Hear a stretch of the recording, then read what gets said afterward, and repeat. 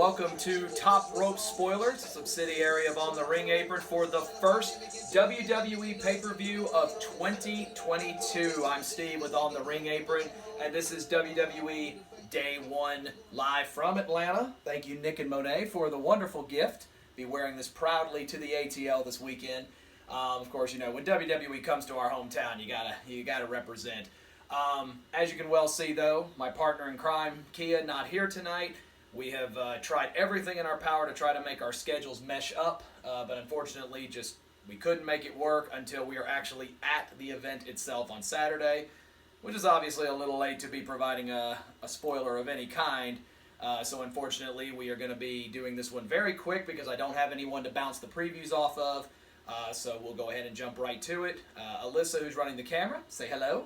Hi. Much more enthusiasm on the second take of this. I appreciate it. First of all, shout out to Migos for Straightenin. He is expected to do a live appearance at Day 1. And for those of you who don't follow our YouTube channel, at On the Ring Apron, just like it is for our Twitter and our Instagram, make sure you go follow it because I do post the live entrances as the wrestlers come out. So be on the lookout for that. We've got a couple thousand followers on there. It's easily our top followed thing outside of Instagram. So we can have a lot of enjoyment with that. We're expected to be at Day 1 on Saturday, and then, of course, we are expected to go to Royal Rumble and WrestleMania. We've got our tickets in hand as well, so a lot of entrance videos coming up. But let's go ahead and move into the preview for Day 1. First, let's recap the scores of where we're at so far. I would like to take my 20 seconds of gloating here. The first ever perfect pay-per-view back at War Games for me. A perfect 5-0 at War Games. Kia going 3-2, so she still holds the 50-47 advantage thanks to that 9-point Survivor Series she got in New York. So I've still got a little catching up to do, but did a little bit of work. Moving on to our first of what is 7 matches on the Day 1 card. And this has all the makings of a match that probably should just be on Friday Night Smackdown.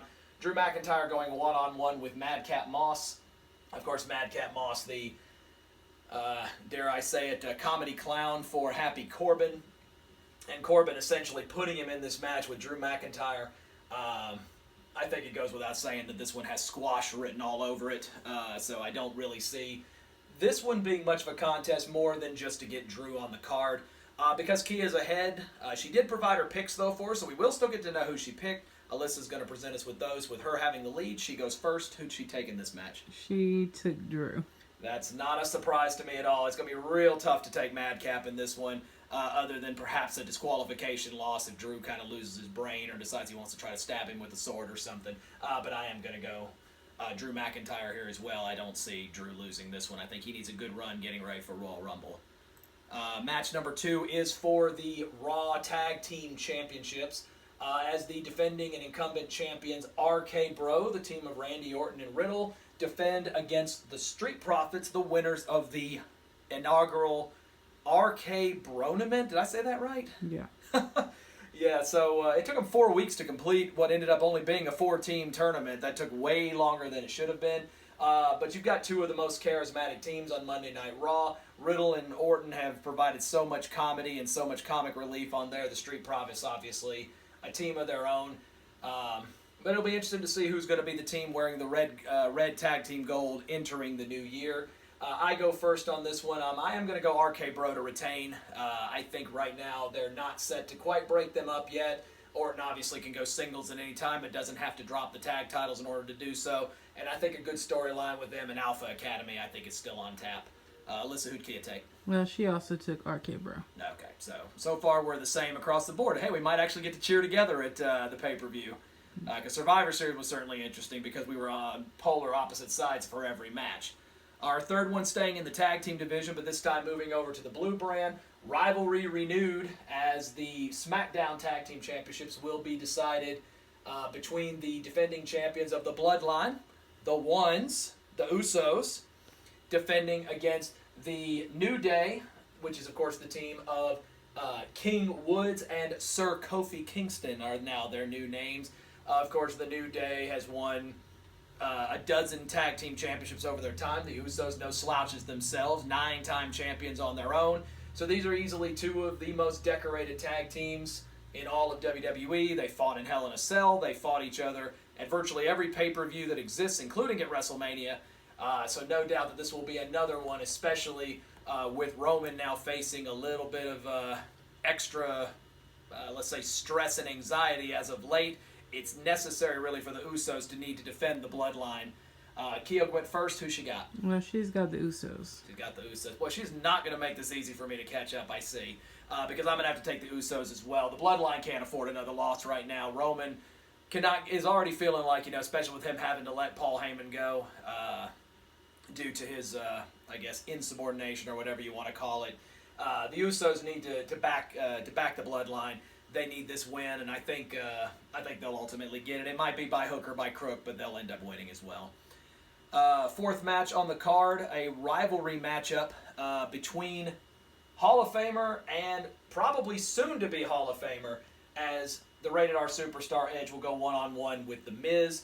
I am remiss to announce, because I'm a history buff of WWE, so I can't bypass this part. The last time the two of these men shared the same ring in the city of Atlanta, it was WrestleMania 27, where both of these men entered WrestleMania as the two world champions. Edge, the world heavyweight champion, in what would be his final title defense before his initial retirement.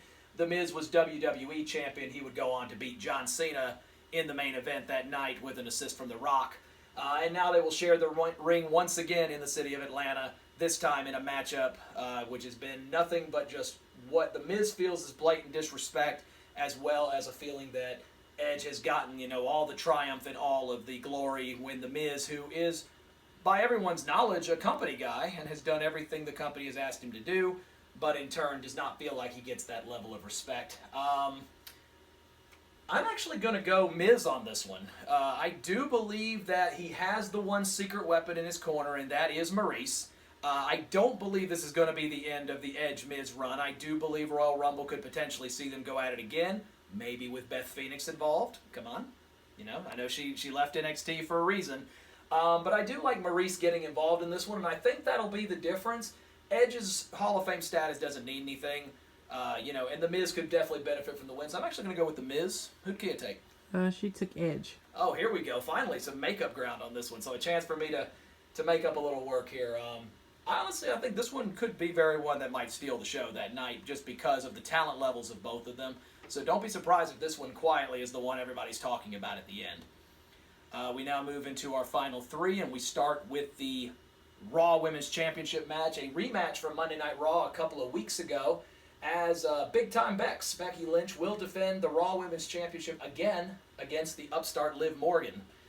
Liv had a shot, and granted, by all necessity, Becky Lynch ended up cheating to successfully retain her championship, holding onto the ring ropes. That's the second time in less than a month that she's been able to do that.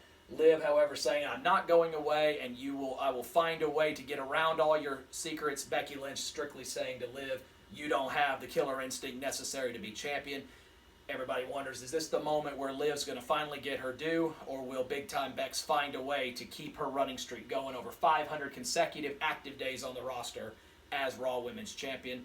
Kia goes first on this one. Who'd she take? Becky. She took Becky. Oof, God, I want to go against Becky. I want to go Liv. You know how much I love Liv. But I got to go Becky on this one, too.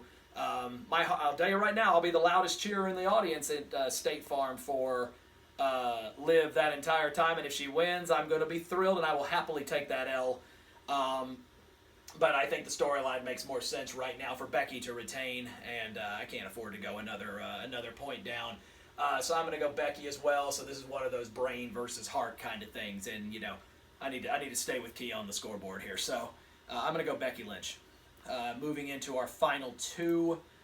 First of all, a fatal four-way for the WWE Championship to main event Monday Night Raw's side, as Big E will defend his championship in a fatal four-way against, and yes, it is official now on Raw, Seth freaking Rollins. Yes, that is officially his name now. Kevin Owens, and the almighty Bobby Lashley. It is, of course, public knowledge. No one has really missed this unless you've been living under a rock, that Rollins was tested positive for COVID back on Sunday. He's entered his 5-day quarantine. They have not removed him from the match yet, so it'll be curious to see if he passes protocol on Friday, and if he does, he'll still be eligible to enter the match. Otherwise, I assume it'll go to a triple threat, or someone will replace SFR in that match. Of course, fatal 4-way rules, no disqualifications, no countouts. First pin takes the championship. I go first on this one. And of course, we are basing this prediction on the fact that Rollins will compete in this match. And if he does, I'm going to go with Seth Rollins. I do believe that it is a great time for them to really push Rollins towards the top where he belongs. I could easily see any of these 4 men, especially as you head into WrestleMania season.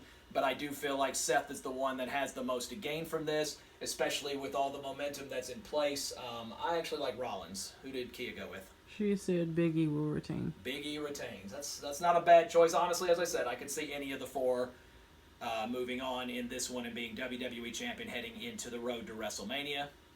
And in our final matchup, the main event, or the expected main event, the rematch from Crown Jewel, the controversial Crown Jewel pay-per-view, the head of the table and the leader of the bloodline of the Ones, Roman Reigns, will defend the Universal Championship against the Beast, Brock Lesnar. This time, however, Roman will have to do it without the aid of his now former special counsel, Paul Heyman, whom he fired 2 weeks ago on Smackdown, so Roman will have to take this one alone.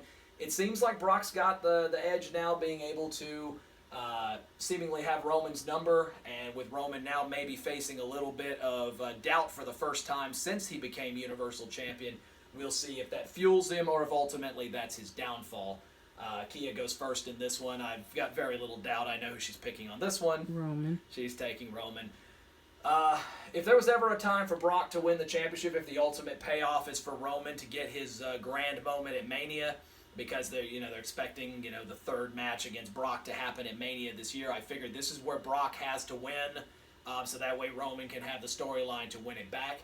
However, I'm gonna go out on a limb here. I think that this is a play by Heyman and by the Bloodline. I think they've lured Brock in very nicely. We all know that Paul Heyman is the wise man, and I think ultimately he will prove to be the wisest of them all. I think he screws over Brock, and I believe Roman will walk out still the Universal Champion with his 2nd win over Brock Lesnar. So, as I said, with Kia not being here, the preview's pretty quick, but we wanted to make sure we still got it out. Thank you so much for joining us. Hopefully you liked it. Do you like the quicker preview? If so, maybe we make this more of a regular thing with maybe Kia hosting the next one, so let us know in the comments. But that is the Day 1 pay-per-view. Again, we'll have previews on our Instagram during that day. And also take note of the fact that, again, if you don't follow our YouTube channel, make sure you follow it because the live entrances will be on there that night. I'm Steve with On the Ring Apron. This is Day 1 Top Rope Spoilers. You guys enjoy your time.